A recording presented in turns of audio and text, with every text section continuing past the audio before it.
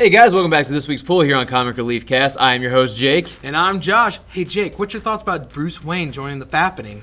Oh man, I gotta say, dude, he's gotta tighten up on his Wayne tech, dude. I don't know how that got out. How did he get some dick pics leaked out? Lucius Fox. You know what? Let's go ahead and get started with What Are We Reading? And before we get to that, I just want to say, you comic book fans who made a big outcry about the wiener, the Batwang, and now all future prints are gonna be censored. Come on, just guys. So the first book that we read this week was Justice League Odyssey by Josh Williamson, and it's like Stefan Sajic. But also we read Scarlet #2, Justice League Dark #3, Beyonders #2, Doomsday Clock #7, and Heroes in Crisis #1. Now, moving on to Justice League Dark by, what'd you say, Josh Williamson, and it's a weird name, Shivan. It's like I feel bad. Stefan Sajic. I don't know. It's a weird name. Great artist though. Yeah, great artist. What'd you think about issue 1 of Justice League Odyssey? Wasn't bad. No. I actually enjoyed it. I'm not a huge Jessica Cruz fan. There's a lot of members of this team that I'm actually not huge fan for, but it works. I like it. I enjoyed it. What's your thoughts? Yeah, the first thing that jumps out to me is just the team on the cover. Jessica Cruz, not my favorite Lantern. Cyborg, not my favorite Teen Titan or Justice League member. Azrael, my least favorite Batman rendition, and Starfire. I dig Starfire. And then this person who looks like Darkseid, and they even called Darkseid in the book, which I'm not convinced it actually is Darkseid. But all of this just kind of had the ingredients of something I'm just not that excited about. But with Josh Williamson on it, who's been writing Flash for 55 issues now, I thought, you know what, I'll give it a try. It's in issue 1. Check it out. I actually really like this. I think this is one of my favorite things to come out of something like No Justice and Dark Knight's Metal with the source wall breaking. This is one of the things that I am most intrigued in, but the thing is, it's also because they're finally starting to explain it. The source wall broke, and all these planets that were shrunken by the Kolyu have blown up back to regular proportions now, and it's like, hey, we got to contain this, the Ghost Spectre, right, or the Spectrum? Ghost Sector, that's it. And, the way they explained it in the book, I was like, okay, I can get behind this. I've got an idea. You're laying the groundwork. I can kind of visualize in my head what this means, what the repercussions could possibly be. The way these guys are all kind of teaming up and using their powers in conjunction with one another. I dig it. And I got to say, this book legitimately surprised me. Yeah, I will say this surprised me too. I found Jessica Cruz to be standable. Yeah. Cyborg was pretty cool. Full disclosure for me, I haven't read Green Lanterns since the first 6 issues, and when Jessica Cruz was so reluctant to use her powers and all she did was cry and whine about it, and I saw her on this book, I went, man, that's going to be a huge turnoff for me, but she's craving action in this. Oh, yeah, she wants that fight. I'm like, now, cool, awesome. I haven't read Green Lanterns, but I did read Justice League, New 52, in the Justice League Rebirth, and the beginning of Justice League Rebirth, and that's where my introduction to her was. And it wasn't that I hated her, I just didn't really dig her. Yeah. But I will say that I'm actually pretty surprised by Azrael. I'm pretty neutral on the character. I really never cared if he was there or if he wasn't. But I thought the character was pretty cool, and I think the character does have place in this story. I don't know. In this story, a character like Azrael, who's all about his faith, and it's got these biblical undertones. To me, it's so weird to put him in something that's so cosmic. But at the same time, I expect that they're going to try and weave the underpinnings of religion into the overall source wall and all that kind of thing, and gods. I mean, they do talk about these characters being gods of some sorts in this book. I thought was really neat. Mm-hmm. So I can understand the use for him in this book, but he's just come out of nowhere. There's nowhere in Rebirth have I seen Azrael yet. So it's a weird choice, but Williamson seems to be finding a way to make it work. But let's also not forget, or let's not shy away from talking about the art. The art in this book is beautiful, and I'm loving the vibrant colors. I mean, something when you're just this far out in space and beyond the known world and known cosmos, you gotta bring some color into it. It's gotta look otherworldly, and I think this artist does a great job of doing that. Yeah, the artist does a fantastic job at it.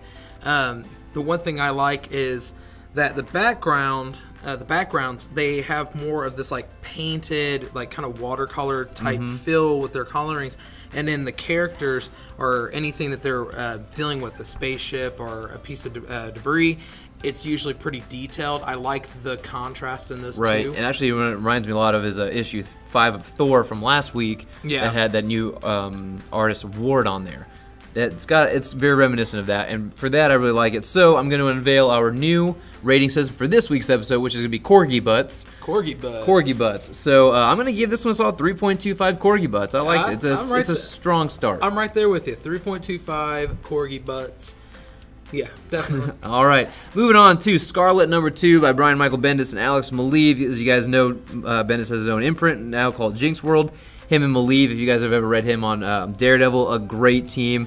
And I gotta say, I think Scarlet is my favorite of the Jinx World so far. This is one of those books that, for some reason or another, it captures my interest, and I can't help but turn away from this book because there's something about an idea about a revolution, people who are fighting for something that they believe in against all odds. There's something about that underdog story that really pulls me into it. And so with this book, I got to give it up to it, man. This is my favorite Jinx World book, and it's only 2 issues in.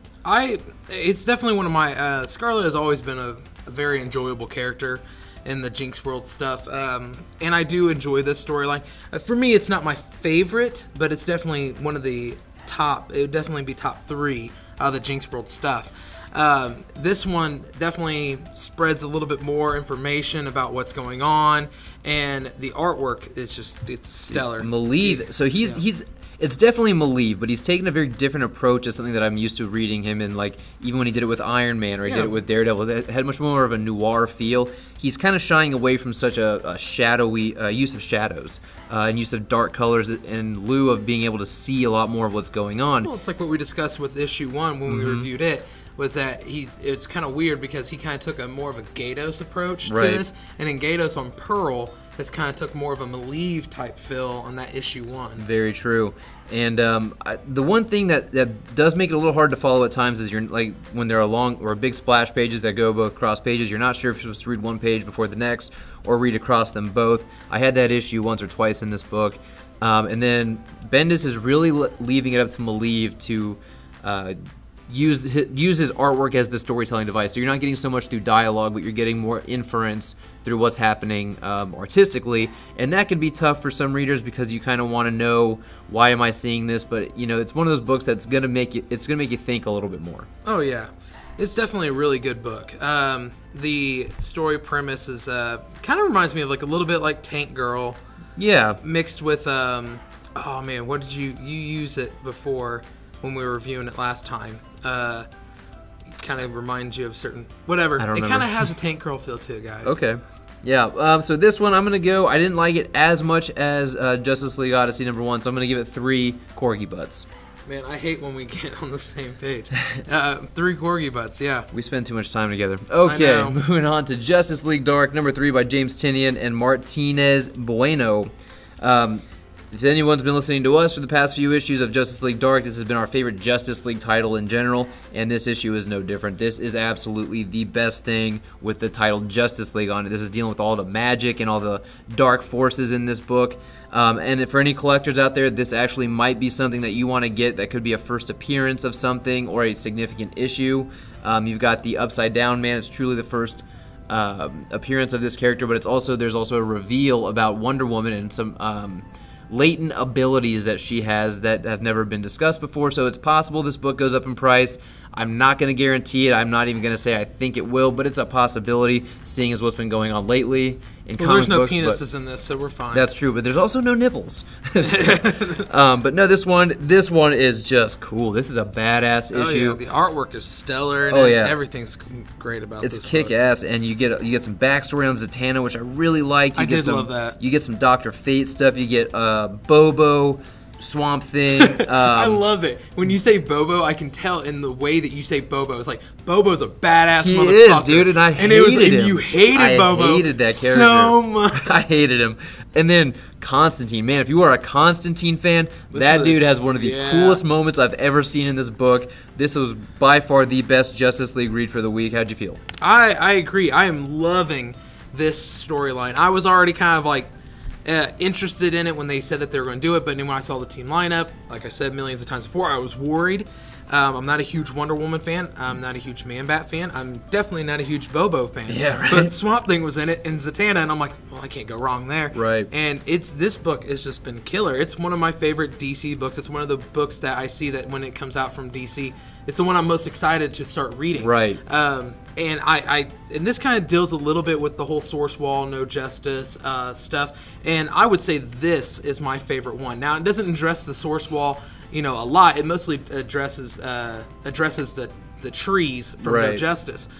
But I absolutely love this book. And the villain in this, the Upside Down Man, is a cool, creepy, eerie character. He is. He really is. And I do love the whole Zatanna, upbringing part in the beginning of this. Yeah, and there's some grotesque imagery in this. There's some moments you're like, geez, that's harsh. But one of the things I really did dig is that you touched on it, that putting Wonder Woman in this I thought was a gimmick. This issue solidifies why she's in this book. Oh, yeah. This will give you, if you had any doubts, any questions as to why she's in this book, this is going to give you your answer. And I absolutely love this. This is my favorite DC read of the week. I'm not going to pull any punches. There's a couple we haven't talked about yet, but this is my favorite DC read of the week. And I'm going to give this one 3.75 Corgi Butts. I'm actually a little above you on that one. Ooh, I'm okay. at 4. I'm at 4, and that's also just because kudos to DC. I'm more of a Marvel fanboy. I will give it that, and but there's times where DC shines, and DC has kind of fallen down a little bit with me as of lately. And this is the one title next to The Flash and a couple other ones that I'm just every week I'm just like, oh man, That's I how can't I'm wait about for the new Hawkman. Justice League Dark. Yeah, that and Catwoman is Yeah. So I'm gonna go up a little bit higher on it just because I can't help it. It's such a cool storyline so far. I agree. All right, moving on to Beyonders number 2. And if you guys listened to when we first talked about this series on the issue 1, we absolutely love this book. It's from Aftershocks by Paul Jenkins and Wesley St. Clair. This book is just too cool. This book, I mean, I'm one of those guys who I love reading about conspiracy theories. I love reading about the ancient aliens and all that kind of stuff. All these weird wonders of the world that you just can't explain. All these weird phenomena that you're just like, how did this happen? And no one can give you a straight answer. This book kind of weaves them all together in this grand scheme of things.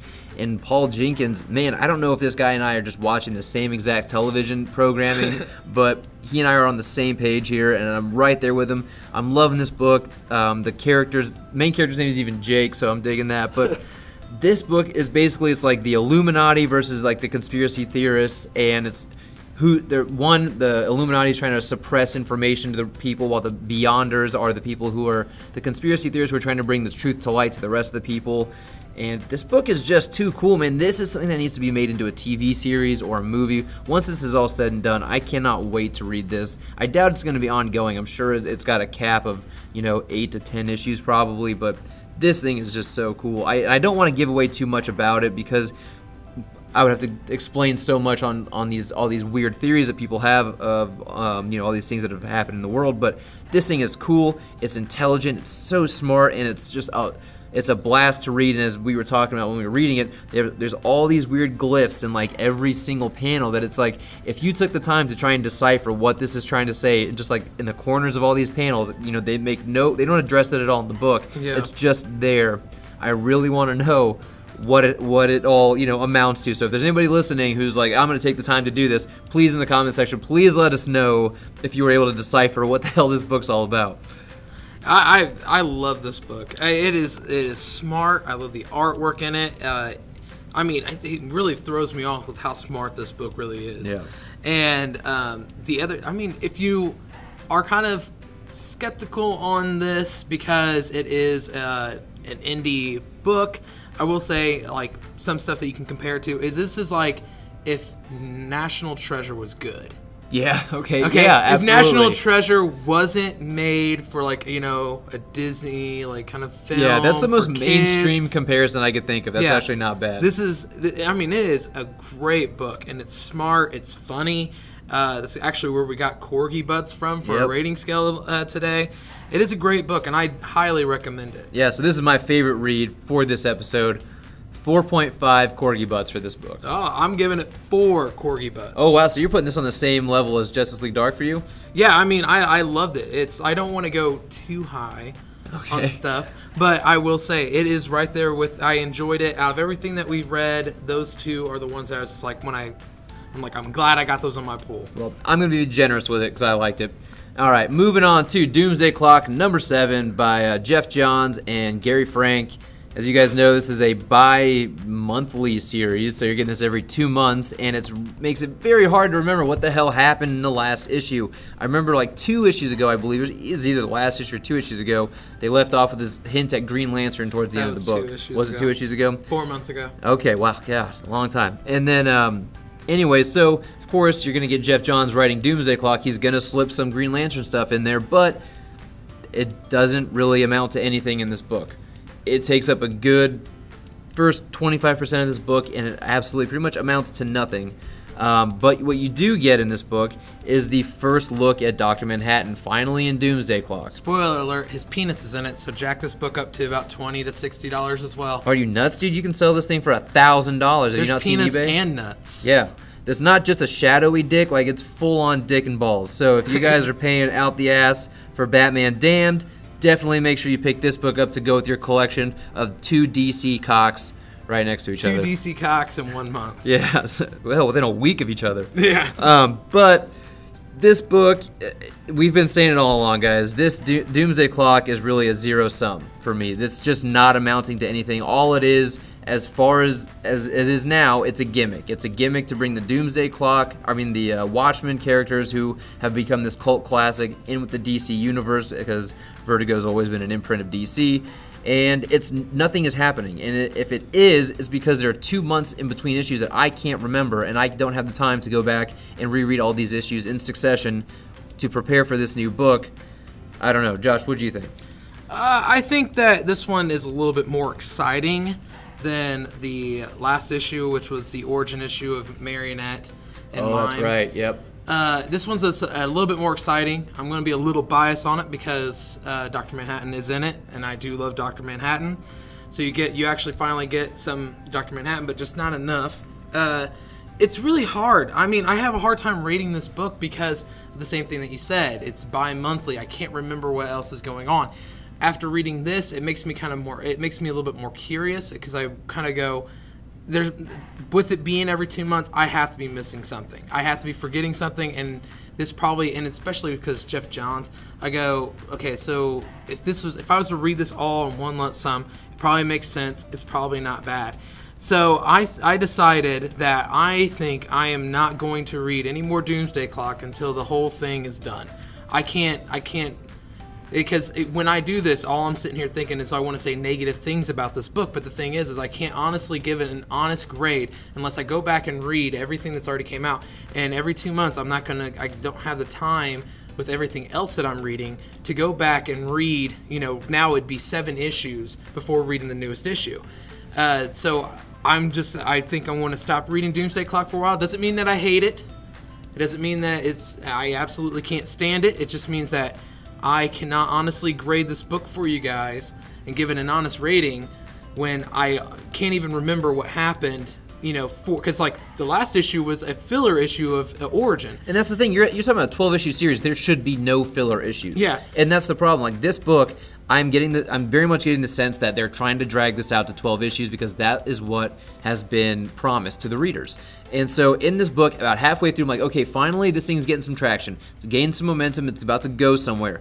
And when the Dr. Manhattan comes in, I'm like, all right, here we go. Here's some answers. They don't give it to you, and I see it coming a mile away. I'm like, I know what's going to happen. There's a moment in this book I said, I know exactly what's going to happen. They're going to keep teasing this shit, and then Dr. Manhattan is going to basically teleport himself away with no answers, and that's exactly what happens. Mm-hmm. I mean, there's not even a spoiler, because what did you expect is going to happen for the next 5 issues?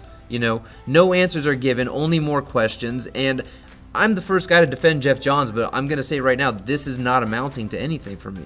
I love Jeff Johns' work about 90% of the time, but this is falling into that 10% where I'm like, dude, this is just not firing on all cylinders here.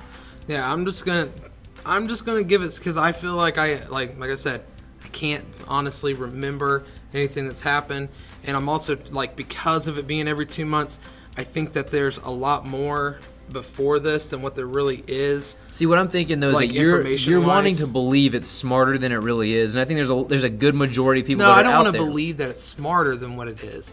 I just don't feel like I can. I'm going to kind of giving it the benefit of the doubt. Okay. But the thing is I feel like if I don't honestly know, if I honestly don't know the information, I'm not going to be the one to say, I know what this is supposed to be. I'm not going to sit here and grade something when I honestly cannot give you all the information. Okay, well, fine. So if you're not going to give it a grade? No. Okay, so I'm going to give it a grade. I'm giving it 2.25 corgi butts. My favorite part of this was Dr. Manhattan coming in, but my least favorite part was also Dr. Manhattan leaving and getting no fucking information Love about to watch it. him. Love to watch him come, but hate to watch him leave. Is that how that goes? It's not how it goes, Okay. but I know you like to watch him come. Yeah, absolutely. I mean, that big blue cock. All right, guys, and the Seemed last average. the last issue we're going to talk about is Heroes in Crisis #1 by Tom King and Clay Mann. And it's a highly anticipated book. DC's been promoting it within the pages of DC, posters, all that good stuff. And so what I first thought this was going to be heroes dealing with post-traumatic stress. We all kind of figured there was going to be a death in the book from the very beginning, but I got to say I did not see this book coming the way it did. This book definitely threw me for a loop, and I have to say it was in a good way. It was in a way I wasn't expecting, but I liked it. I've not been the biggest fan of Tom King, but I've slowly come back to come on board with what he's doing now, and for the most part I liked this book. I did too. I mean, I was being really hopeful, and you saying that you also enjoyed it kind of like puts the nail in the coffin for me, or not nail in the coffin. I always use that one, and that's supposed to be more of like a negative thing. But no, I was kind of worried because every time I kept seeing it and I saw what it was supposed to be about, I was going, well, hopefully this is my new identity crisis. Something similar. Well, it is to a that. new crisis book. Yeah, a new crisis, but I'm not talking about like world-ending, like Right. Crisis on Infinite Something Earth. very intimate to the heroes. Something more intimate to the heroes, and that's what I was hoping this was going to be. And I read it, and I actually did enjoy it. It's the only reason why it's not really my favorite book is this is just an introduction book. Right, it's a setup. It's one of 9. But it's a great setup. The artwork is amazing. Clayman is killing it with the way he's laying out the pages and just the details of the art. And it was actually a good read. It was a good read. And so kind of what's going on here is that in a couple other DC books, they set up this idea of sanctuary. You get a little bit more of an idea of what sanctuary is here, but there are some deaths in this book that I am not so sure about. I'm not sure if they actually happened, if they're what they're presented to be in this book. And it has me a little worried because the way they do the deaths in this book, it happens off screen, so to speak.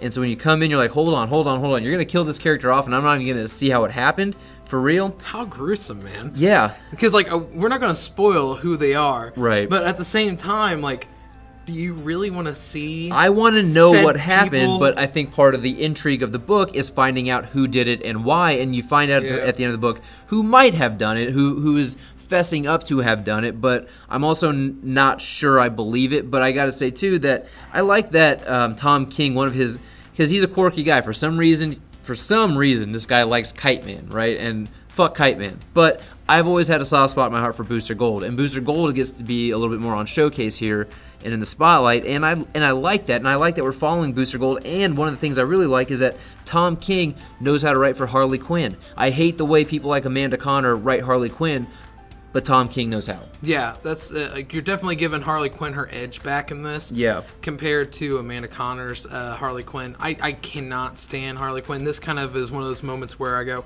all right, I can dig Harley Quinn.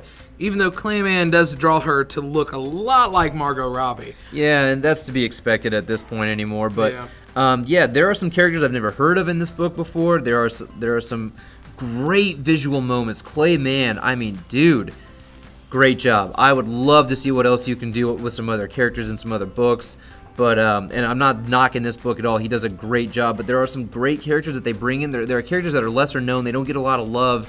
And what it kind of reminded me of was the opening to Incredibles, in a way. If you remember, they're interviewing all the heroes back in the black and white TV era, and they're giving them an interview, and it's like, hey, I feel like the maid, I just cleaned this place up, and it's mess again kind of thing, There are moments in this book that feel like that, and I feel like it's an intentional callback to something like that, because The Incredibles was kind of a groundbreaking thing in superhero tropes, and I think that King is setting this book up to be something like that. It's going to be something that really turns the superhero dynamic on its ear, kind of the way Identity Crisis did. Identity Crisis had never really been done before, and I think Heroes in Crisis is going to be a pseudo-successor kind of thing to that. With less controversy behind it. I don't know. We'll see. I mean, I love the controversy behind that, but I'll tell you what, too. Probably much less controversy than Batman Damned.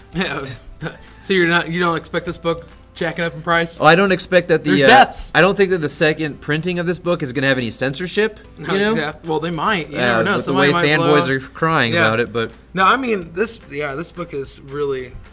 I'm surprised. The one thing I noticed that you didn't even say one thing about is something that you really hate that Tom King does, and he does it in this book, but it fits for this book. Is that whole? We're going to the main story where we're at right now, then we're going to take you, and then the next page we take you to, something that happened a while back or something else that's happening somewhere else. But the thing is, I can get an idea of how it's all melding together. When you take two things that feel like polar opposites of each other that just have no bearing on one another, I'm going, where are you going with this, dude? And when you don't conclude that at the end of the book, I'm a little miffed. This, I see exactly where this is going, at least as far as this issue. I understand where all the components kind of meet together to make this well-oiled machine. With what the story is also consisting of, you kind of get this, with that style, you kind of go, okay, well, he's writing very, indie film, cinematically. It definitely has like somewhat of a Tarantino film, the way that you're jumping from one thing to another, and even it's kind of the next scene is explaining kind of what's going on in this scene and why you're leading up to where you're going to be leading. Well, yeah, or there's like a weird juxtaposition. It's like, hey, interview with this character right after that you've seen the death of this character. Yeah. It's got that kind of thing going on where it's not a linear story. But no, I really like this, and so I'm gonna give this one 3.5 Corgi Butts. I actually like this quite a bit. Yeah, and actually talking about it made me like it more. Yeah, I'm right there with you. But I'm actually going to go a little bit higher, 3.75. All right, guys. Well, that is all we've got for you this week. We really appreciate if you've listened this far. We know it's a long one. There was a lot to talk about. There wasn't even a lot of issues to be covered, but we just felt like we had a lot to say. And we really want to say thank you for all the support we got on our Batman Damned review. All the other videos we put up last week, there was a lot of reading, but Batman Damned really got a lot of love. We didn't get a lot of hate back from it, so we really appreciate you guys listening. Got a lot more subscribers from last week, so guys, we really appreciate you guys jumping on board. We hope that you're liking these early reviews that we're getting. Please go ahead and hit that thumbs up button if you like this. Share it with your friends who read comic books, and feel free to comment below anything that you think about any of these books that we've read. And if you probably don't have them yet in hand, but once you do read them, come back, let us know what you thought of them. Batman Damned, the penis you didn't need, but the penis you deserved. All right, guys, thanks for listening, and we'll see you guys on the next video. Take care.